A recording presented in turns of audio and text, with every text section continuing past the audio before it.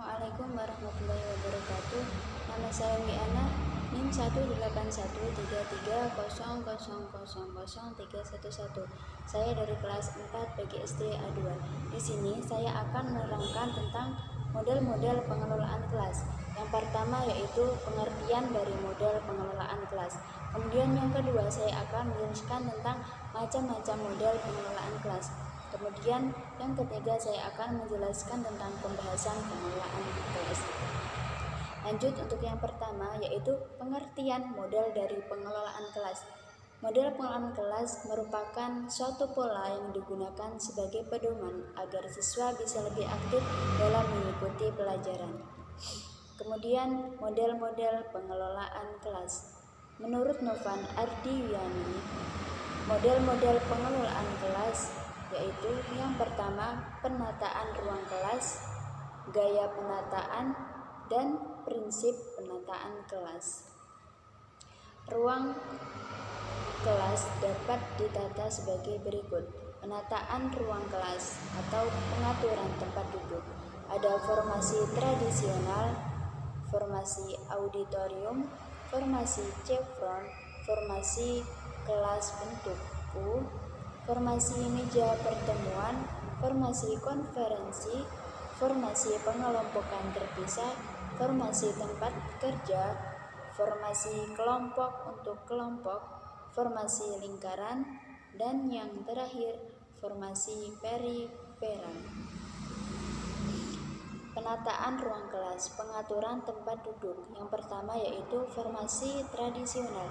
Pada formasi tradisional, siswa duduk berpasang-pasangan dalam satu meja dengan satu kursi panjang atau dua kursi.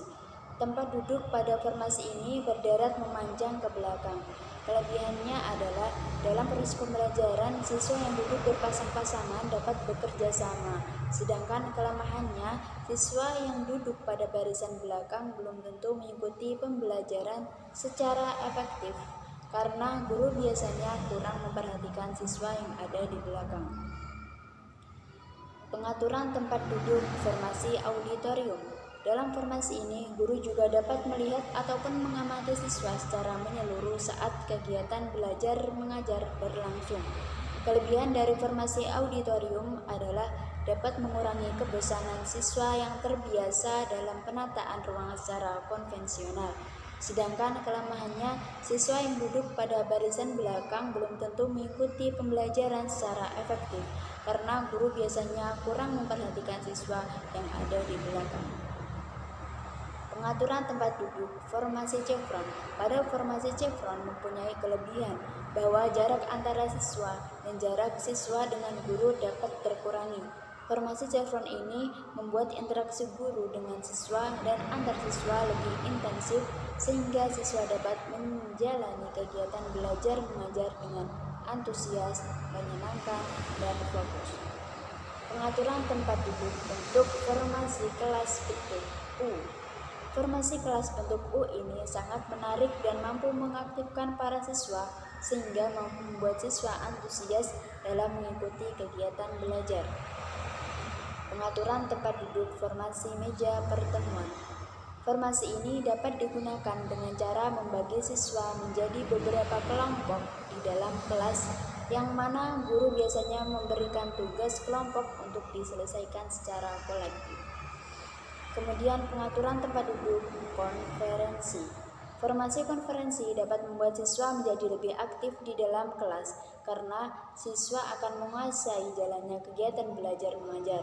Sedangkan guru hanya melontarkan tema yang harus dibahas kemudian mengawasinya.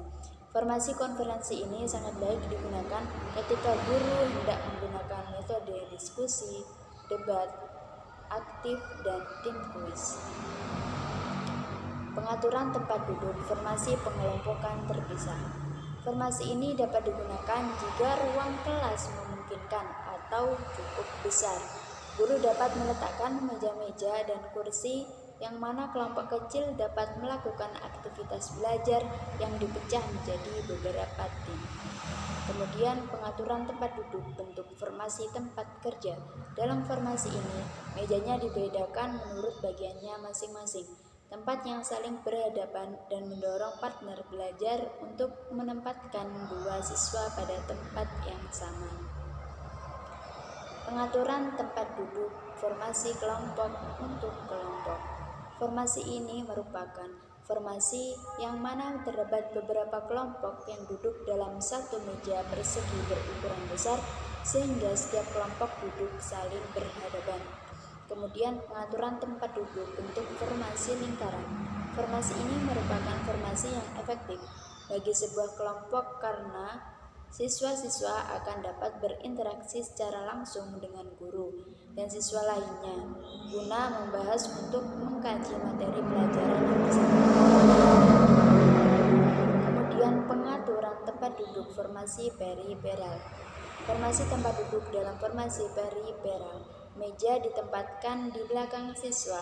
Siswa dapat memutar kursi-kursinya secara melingkar saat guru menginginkan diskusi kelompok. Kemudian penataan ruang kelas, gaya penataan. Ada gaya auditorium, gaya tatap muka, gaya offset, gaya seminar, dan gaya klaster.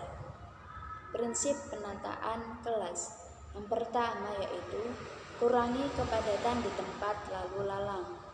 Yang kedua, pastikan bahwa dapat dengan mudah melihat semua murid. Yang ketiga, materi pengajaran dan perlengkapan murid harus mudah diakses. Kemudian yang keempat, pastikan murid dapat dengan mudah melihat semua presentasi kelas. Kemudian yang terakhir yaitu pembahasan pengelolaan kelas. Yang pertama, guru menerapkan pengelolaan kelas. Kemudian guru menerapkan perubahan posisi tempat duduk. Guru mengimplementasikan model-model pengelolaan kelas melalui tahap perencanaan. Sekian dari saya, dan wassalamualaikum.